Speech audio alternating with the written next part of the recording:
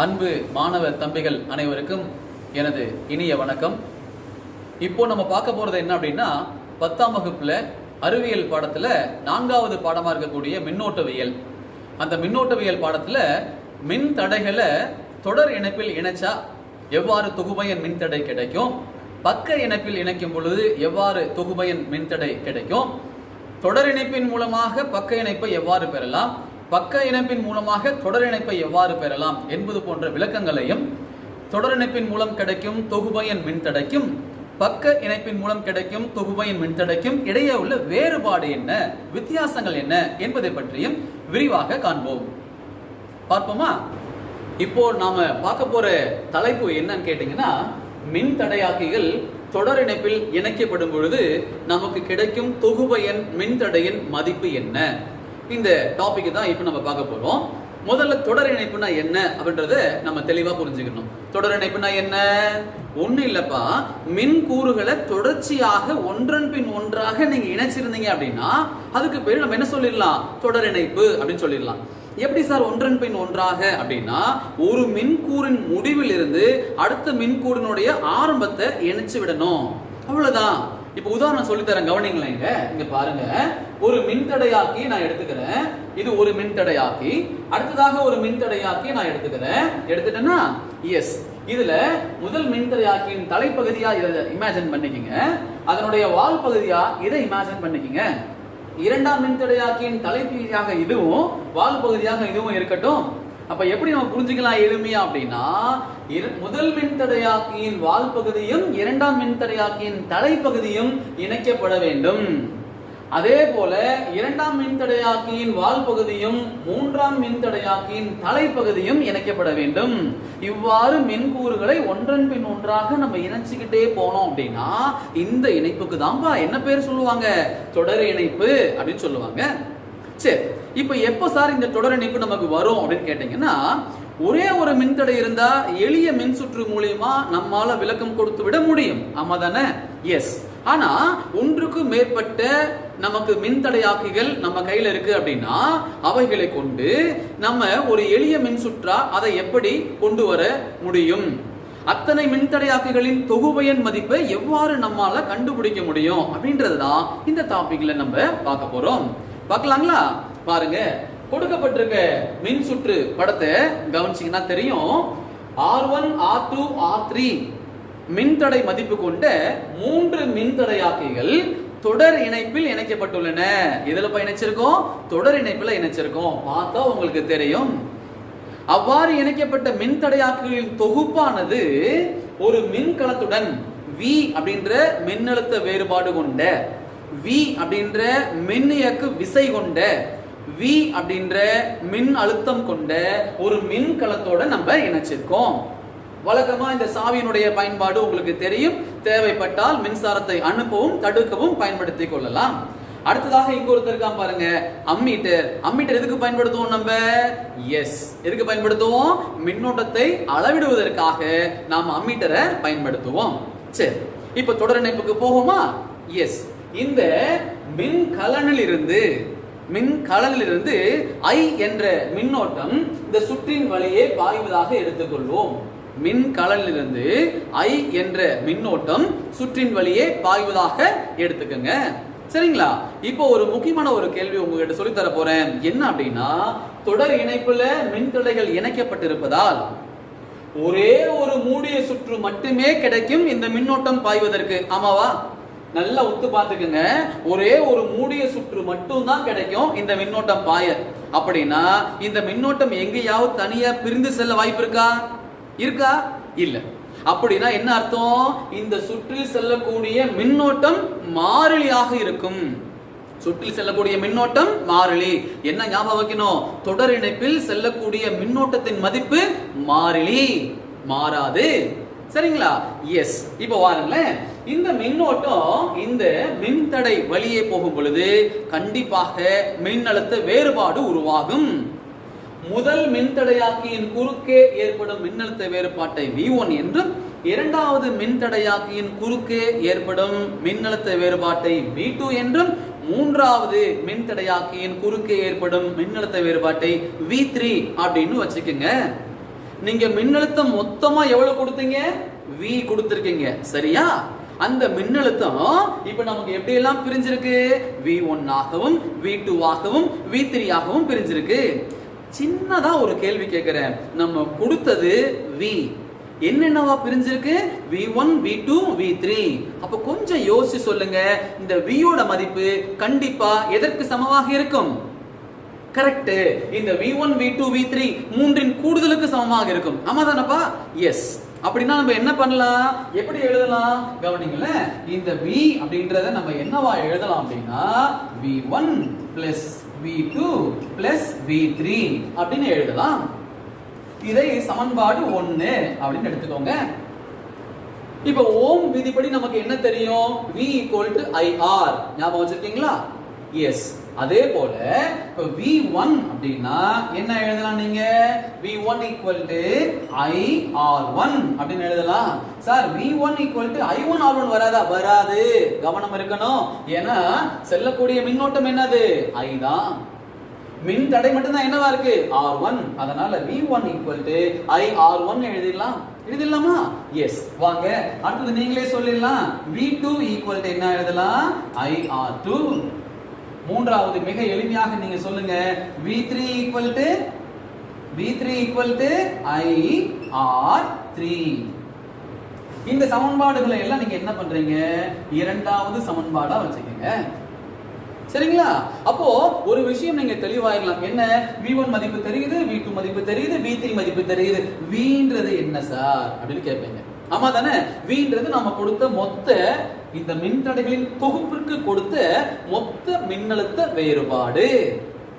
சரி, இப்போ நான் உங்ககிட்ட ஒரு விஷயம் சொல்லி தர போறேன். என்னன்னா, இந்த 3 மின்தடையாக்கிகள் எதற்கு பயன்படும்? மின்னோட்டத்தை எதிர்ப்பதற்காக பயன்படும். கரெக்டா?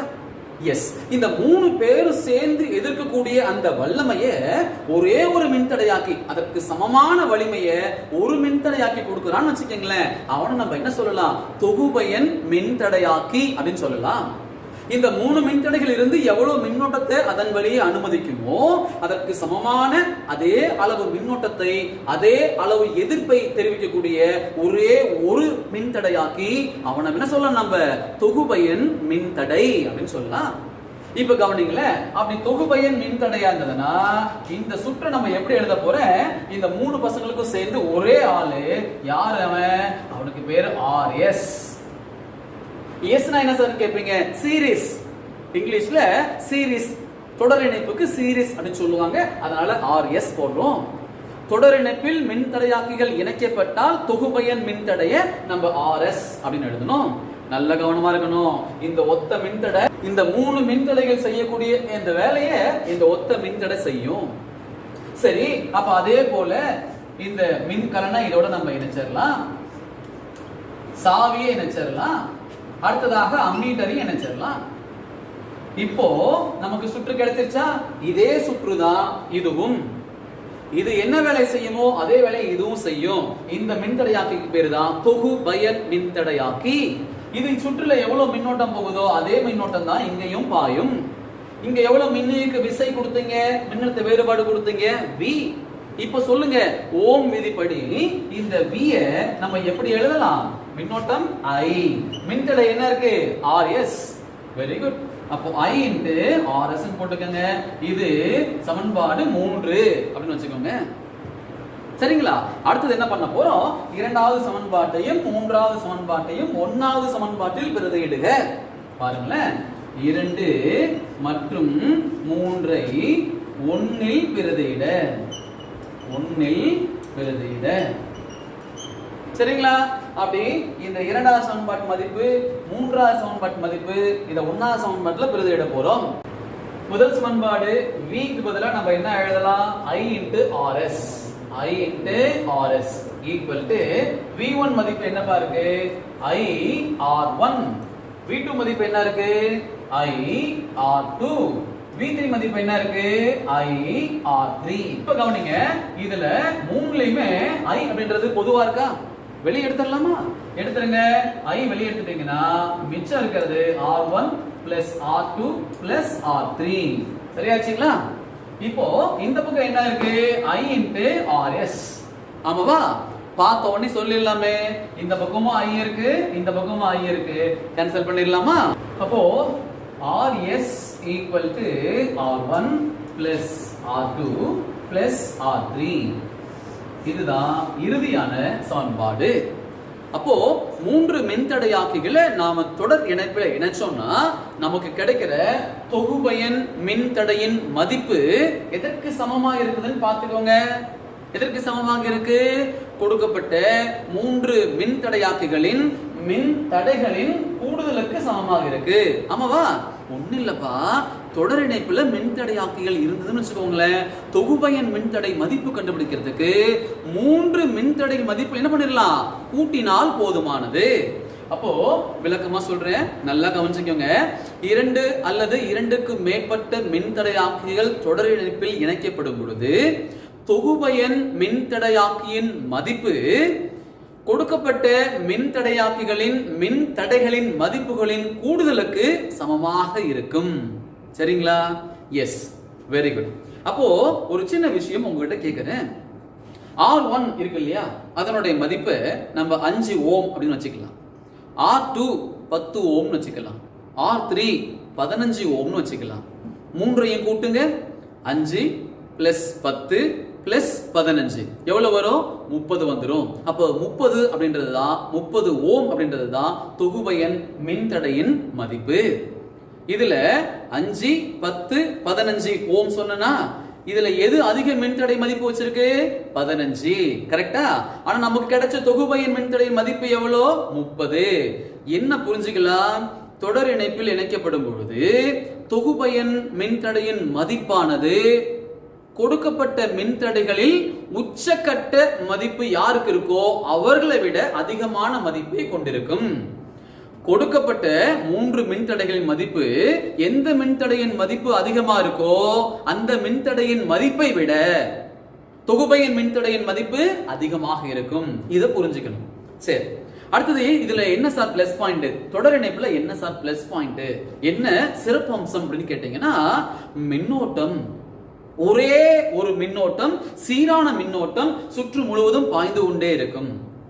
மின்னோட்டம் பிளவுபட வாய்ப்பே இருக்காது. இதுக்கு மிக சிறந்த ஒரு உதாரணமா சிறப்பியல்பா நம்ம சொல்லலாம். என்ன மைனஸ் பாயிண்ட், என்ன குறை இந்த சுற்றுல அப்படின்னு கேட்டீங்கன்னா, ஒரே ஒரு மூடிய சுற்று மட்டும் இதற்கு இருக்கிறதுனால ஏதாவது ஒரு இடத்துல சுற்றுல பிளவு ஏற்பட்டா மொத்த மின்னோட்டம் என்ன பட்டு போயிரும்? தடைபட்டு போயிரும். சரிங்களா? சுற்று முழுமையாக மூடி இருக்க வேண்டும். ஏதேனும் ஒரு இடத்தில் சிறிது பிளவு ஏற்பட்டாலும் சுற்றுல மின்னோட்டம் பாயாம போயிரும். இதுதான் நம்ம திருவிழா சமயத்துல, விழாக்கள்ல, கோயில்கள்ல சீரியல் பல்ப் அப்படின்னு போடுவாங்க இல்லையா, அந்த சீரியல் பல்ப் எல்லாமே இந்த மாதிரி தொடர் இணைப்புல தான் இணைச்சிருப்பாங்க. அதில் நீங்க கவனிச்சிருக்கலாம், ஏதாவது ஒரு இடத்துல மின்னோட்டம் தடைபட்டாலும் அந்த ஒரு லைன் ஃபுல்லா பல்பு எரியாமே இருக்கும். சோ இதுதான் மின்தடையாக்கிகள் தொடர் இணைப்பில் இணைக்கப்படும் பொழுது நமக்கு கிடைக்கும் பயன்கள். அடுத்து நம்ம பார்க்க போறது என்ன அப்படின்னா, இந்த மின்தடையாக்கிகளை பக்க இணைப்பில் இணைக்கும் பொழுது கிடைக்கும் தொகுபயன் மின்தடையின் மதிப்பு எவ்வாறு இருக்கும் அப்படின்றதுதான். சரிங்களா? முதல்ல பக்க இணைப்புனா என்னன்னு சொல்லிடலாம். முதல்ல பக்க இணைப்பை பத்தி சொல்லும் பொழுது கவனிச்சீங்கன்னா, ஒரு சின்ன உதாரணத்தோட உங்களுக்கு சொல்றேன். ஒரு மின்தடையாக்கி, அடுத்தது ஒரு மின்தடையாக்கி, இது முதல் மின்தடையாக்கி, அதனுடைய தலைப்பகுதி வால் பகுதி. இது இரண்டாம் மின்தடையாக்கி, அதனுடைய தலைப்பகுதி வால் பகுதி. அப்படி இமேஜின் பண்ணிக்கங்க. என்ன பண்ணணும்? பக்க இணைப்புக்கு பக்கம் பக்கமாக இணைக்க வேண்டும். அதாவது என்னன்னா, முதல் மின்தடையாக்கியின் தலையையும் இரண்டாவது மின்தடையாக்கியின் தலையையும் இணைச்சிருங்க. அதே போல முதல் மின்தடையாக்கியின் வாலையும் இரண்டாவது மின்தடையாக்கியின் வாலையும் இணைச்சிருங்க. நமக்கு கிடைக்கிற இணைப்பு என்ன இணைப்பு அப்படின்னா பக்க இணைப்பு. அப்ப தலையையும் வாலையும் இணைச்சோம்னா நமக்கு கிடைக்கிறது பக்க இணைப்பு. எஸ், அந்த மாதிரி நம்ம என்ன பண்ணிருக்கோம்? மூன்று மின்தடையாக்கிகள் எடுத்திருக்கோம். அவர்கள் மதிப்பு என்ன இருக்கு? R1, R2, R3. இவை மூன்றும் பக்க இணைப்பில் இணைக்கப்பட்டுள்ளன. கரெக்டா?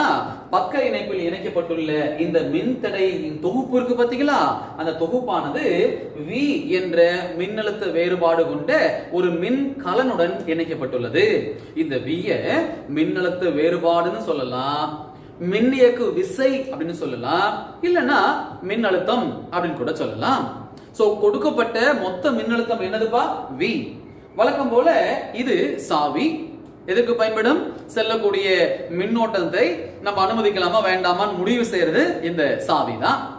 அடுத்தது என்ன இருக்கு? அம்மீட்டர். நல்லா உங்களுக்கு தெரியும், சுற்றில் செல்லக்கூடிய மின்னோட்டத்தை அளவிடுவதற்காக நம்ம இந்த அம்மீட்டரை பயன்படுத்துறோம். கரெக்ட்டுங்களா? எஸ். இப்ப பக்க இணைப்பு பத்தி விரிவா படிக்கலாமா? வாங்க. படத்துல கவனிச்சிங்க அப்படின்னா V அப்படின்ற மின்னியக்கு விசை கொண்ட அந்த மின் கலனிலிருந்து I என்ற மின்னோட்டம் வெளியே வருதுங்களா? எஸ். இந்த I என்ற மின்னோட்டம் செல்வதற்கு எத்தனை மூடிய சுற்றுகள் இருக்கு பாருங்களேன். இந்த பாருங்க, இது ஒரு மூடிய சுற்று தான், இது ஒரு மூடிய சுற்று தான், இது ஒரு மூடிய சுற்று தான். அப்போ பக்க இணைப்புல மின்தடைகளை இணைக்கும் பொழுது நிறைய மூடிய சுற்றுக்கள் நமக்கு கிடைக்கிறது மின்னோட்டம் பாய்வதற்காக. கரெக்ட்டுங்களா? அப்ப எப்படி மின்னோட்டம் பாயுது? R1 அப்படின்ற மின்தடையாக்கியின் வழியே செல்லக்கூடிய மின்னோட்டத்தை I1 வச்சுக்கோங்க, R2ன்ற மின்தடையாக்கி வழியே செல்லக்கூடிய மின்னோட்டத்தை I2 வச்சுக்கோங்க, அதே மாதிரி R3 வழியா போறது I3 வச்சுக்கோங்க. Very good. நான் உங்ககிட்ட என்ன கேள்வி கேட்க போறேன், நீ கொடுத்த மொத்த மின்னோட்டத்தின் மதிப்பு எவ்வளவுப்பா? I என்றது மின்னோட்டம் மொத்தமா வெளியே வந்தது. கரெக்ட் தானே? எஸ். இந்த I என்ற மின்னோட்டம் என்னென்னவா பிரிஞ்சிருக்கு? I1, I2, I3 அப்படின்னு பிரிஞ்சிருக்கா? மறக்காம ஞாபகம் வச்சுக்கணும். அடுத்ததா ஒரு கேள்வி கேட்க போறேன். என்ன கேட்க போறோம் அப்படின்னா, எப்போ நீங்க மின்தடையாக்கிய பக்க இணைப்புல இணைக்கிறீங்களோ அப்போ ஒரு விஷயம் முடிவு பண்ணிடணும், கொடுக்கப்பட்ட மின்னழுத்த வேறுபாடு அனைத்து மின்தடைகளுக்கும் சமமாக இருக்கும். மின்னோட்டமும் மின்தடையும் மாறுவதால் கண்டிப்பாக மின்னழுத்த வேறுபாடு மாறாமல் இருக்கும். சரிங்களா? அப்போ இந்த மூன்று மின்தடையாக்கிகள் குறுக்காக வரக்கூடிய மின்னழுத்த வேறுபாடு எவ்வளவு இருக்கும் அப்படின்னா V தான் இருக்கும். இதுக்கு குறுக்கவும் V தான் இருக்கும், இதுக்கு குறுக்கவும் V தான் இருக்கும், இதுக்கு குறுக்கவும் V தான் இருக்கும். ஞாபகம் வைக்க வேண்டியது என்னது? மின்னழுத்த வேறுபாடு மாறாது. சரிங்களா? எஸ். இப்ப ஓம் விதிப்படி உங்களுக்கு தெரிஞ்ச ஒரு விஷயம், என்ன விஷயம் தெரியும்? V IR அப்படின்னு தெரியும் தானப்பா? எஸ். இதுல இருந்து மின்னோட்டம் கண்டுபிடிங்க.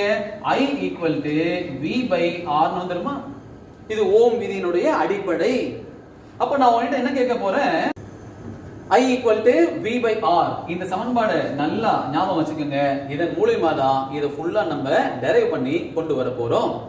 நாம சுற்றுக்கு கொடுத்த மொத்த மின்னோட்டத்தின் மதிப்பு என்னப்பா? I. அந்த I என்னவா பிரிஞ்சிருக்குன்னு சொன்னோம்? I1, I2, I3. அப்போ I1 plus I2 plus I3 இப்படி எழுதலாமா? சமன்பாடு 1 அப்படின்னு வச்சுக்கோங்க. எஸ். Very good. அடுத்தது என்ன இருக்கு? I அப்படின்றது மதிப்பு உங்களுக்கு தெரியும், ஓம் விதிப்படி I V/R அப்படின்னா I1 என்ன எழுதலாம்? V/R1 எழுதலாம். Sir V1 போடக்கூடாதா? போடக்கூடாது. ஏன்னா பக்க இணைப்புல மின்னழுத்த வேறுபாடு சமமாக இருக்கும். ரைட். அப்போ I2 நீங்களே சொல்லலாமே, I2 V/R2, I3 V/R3. சரியா? எஸ். இவங்களை எல்லாம் என்ன பண்றீங்கன்னா இரண்டாவது சமன்பாடு அப்படின்னு எடுத்துக்கங்க.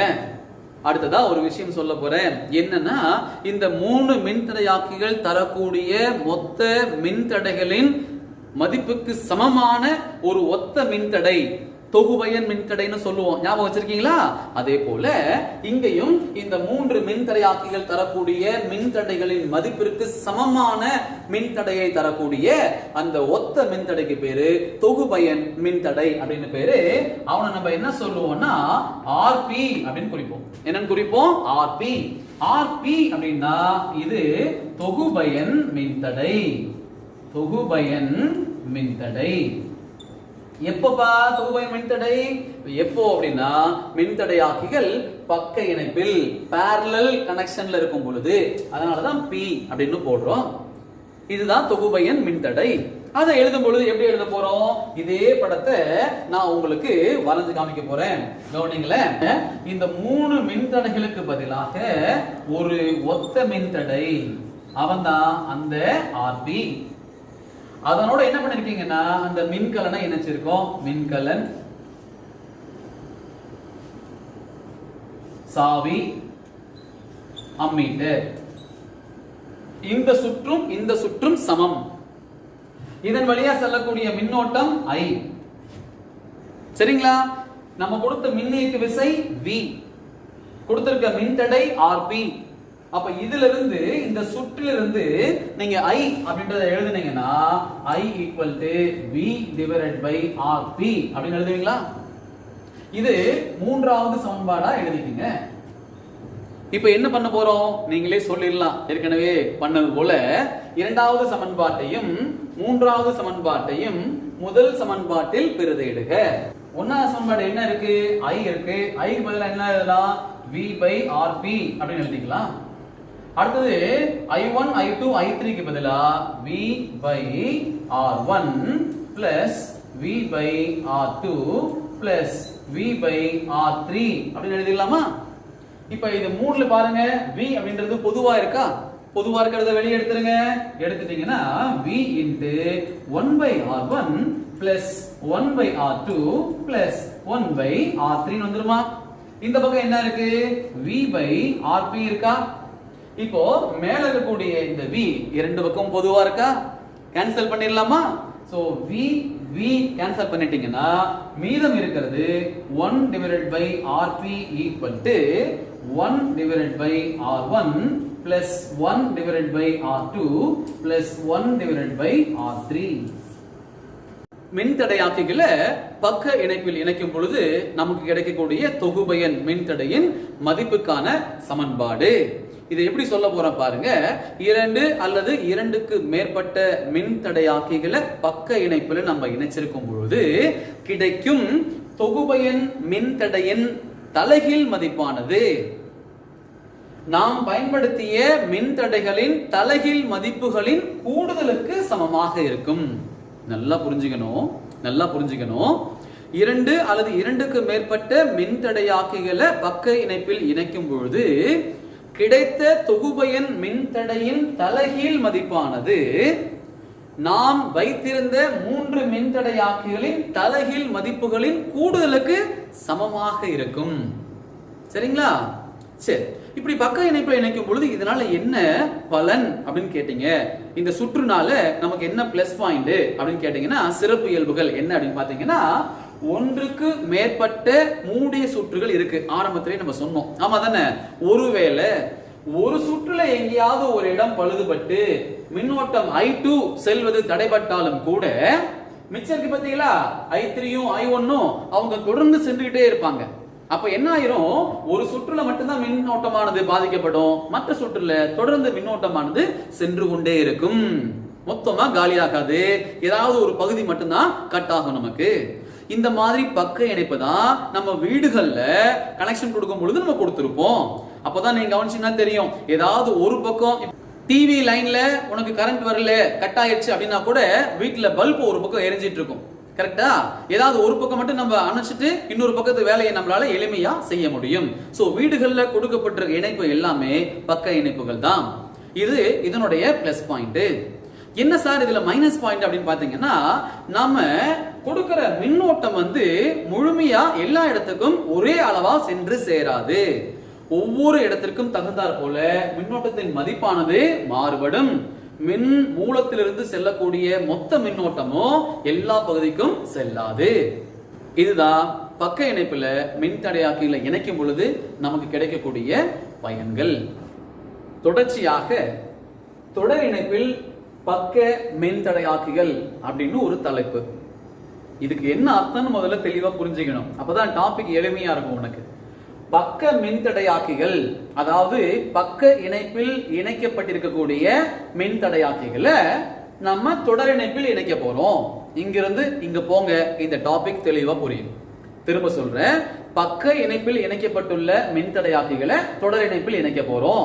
அதே கவனத்தோட இங்க வாங்க, இங்க பாருங்க. R1 R2ன்றது பக்க இணைப்பில் இணைச்சிருக்கோமா? R3 R4ன்றது பக்க இணைப்பில் இணைச்சிருக்கோமா?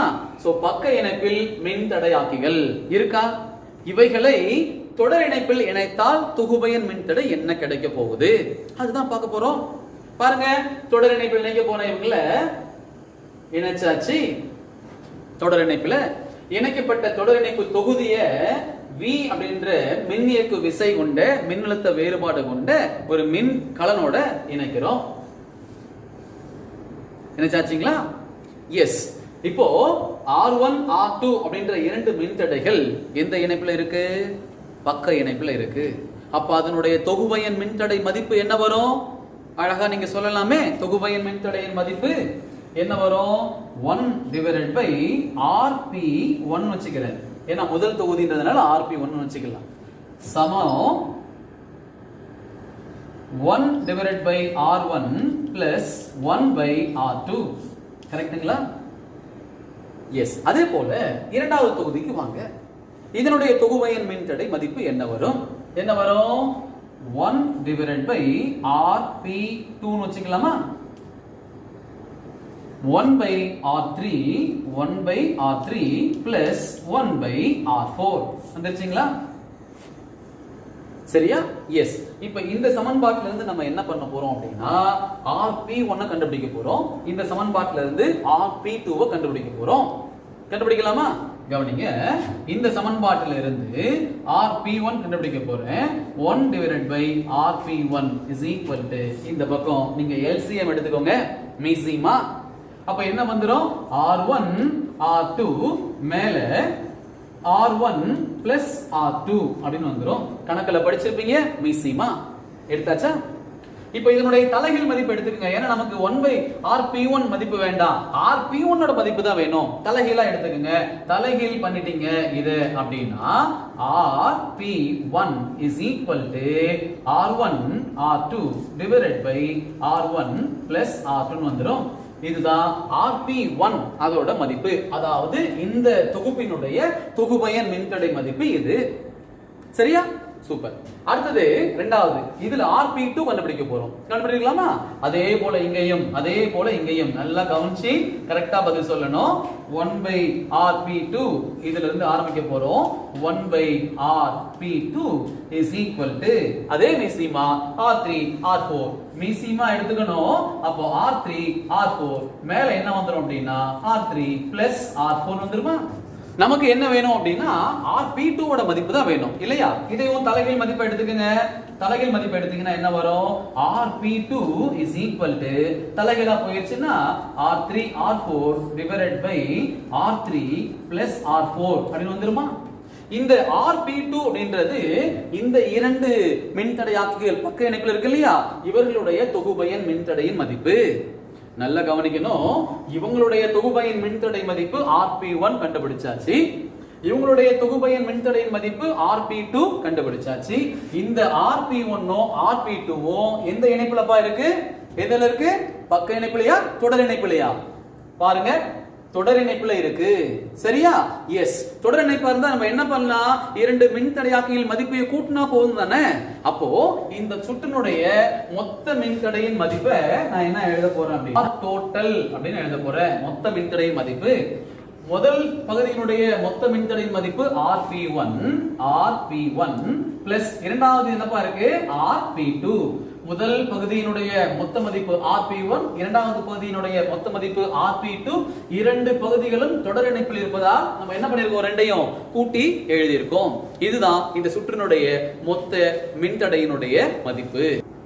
அடுத்ததா நாம பார்க்க போறது பக்க இணைப்பில் தொடர் மின்தடையாக்கிகள். இதை எப்படி பார்க்கணும் அப்படின்னா, தொடர் மின்தடையாக்கிகள் அப்படின்னா என்ன அர்த்தம்? தொடர் இணைப்புல மின்தடையாக்கிகள் இருக்கும். அப்படி தொடர் இணைப்பில் இருக்கக்கூடிய மின்தடையாக்கிகளை பக்க இணைப்பில் இணைக்கும் பொழுது தொகுபயன் மின்தடை எவ்வளவு கிடைக்கும் அப்படின்றதுதான் இந்த டாபிக்ல நம்ம பார்க்க போறோம். நல்லா புரிஞ்சுக்கணும். இங்க இருந்து இங்க போகணும், அப்பதான் தலைப்பு புரியும். தொடர் மின்தடையாக்கிகள் அப்படின்னா தொடர் இணைப்புல மின்தடைகள் இருக்கும். அவைகளை பக்க இணைப்பில் இணைக்கும் பொழுது நமக்கு எவ்வாறு தொகுபயன் மின்தடை கிடைக்குது அப்படின்றதுதான் இந்த டாபிக். சொன்னது அப்படியே ஞாபகம் வச்சுட்டீங்க பாருங்க. R1 R2ன்றது தொடர் இணைப்புல இருக்குங்களா, R3 R4 தொடர் இணைப்பில் இருக்குங்களா? எஸ்.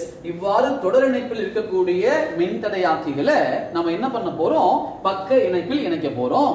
பக்க இணைப்புனா தெரியும் உனக்கு, முதலும் முடிவும் இணைச்சோம்னா பக்க இணைப்பு கிடைச்சிரும். அது அப்படியே இந்த மின்கலனோட இணைச்சிருவோம், நமக்கு சுற்றானது கிடைச்சிரும்.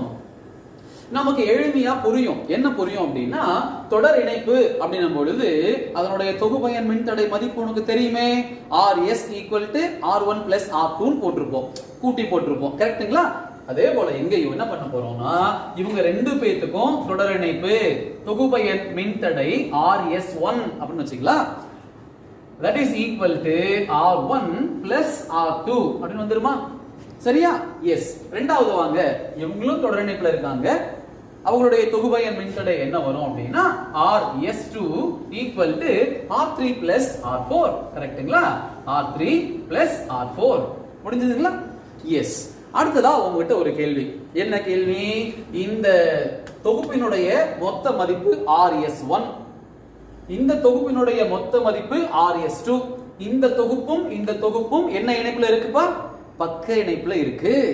இப்ப பக்க இணைப்புனா எப்படி எழுதுவோம் நம்ம? RP அப்படின்னு போடுவோம் தொகுபயன் மின்தடைக்கு. ஆமா தானே? ரெசிப்ரோக்கல் தலைகீழ் மதிப்பு போடுவோம். அவைகளுடைய தொகுபயன் மின்தடை என்ன வரும்? 1/RP. இரண்டும் பக்க இணைப்பில் இருப்பதால் 1/RP அப்படின்னு வரும். that is equal to இதுல RS1 அப்ப இங்க என்ன வந்துரும்? 1/RS1 வந்துரும் பிளஸ் இதுக்கு 1/RS2 அப்படின்னு வந்துரும். சரிங்களா? எஸ். அவ்வளவுதான்ப்பா. இப்ப இதுல இருந்து நம்ம என்ன பண்ணலாம் அப்படின்னா, மீசிமா வழக்கம் போல நம்ம மீசிமா கண்டுபிடிக்கலாம். 1/RP is equal to நீங்க கண்டுபிடிச்சீங்கன்னா RS1 into RS2 மேல எடுத்துட்டு போனீங்கன்னா RS1 plus RS2 அப்படின்னு வந்துருமா? நமக்கு இந்த RP தான் வேணும். சோ RP மதிப்பு வேணும் அப்படின்னா தலைகீழ் மதிப்பு எடுத்துக்கங்க. என்ன வரும்? RS1 into RS2 divided by RS1 plus RS2. சரிங்களா? இதுதான் இந்த சுற்றினுடைய மொத்த மின்தடை மதிப்பு. அதனால இந்த RP நம்ம என்ன எழுதலாம்னா RP total அப்படின்னு கூட எழுதலாம். சரிங்களா?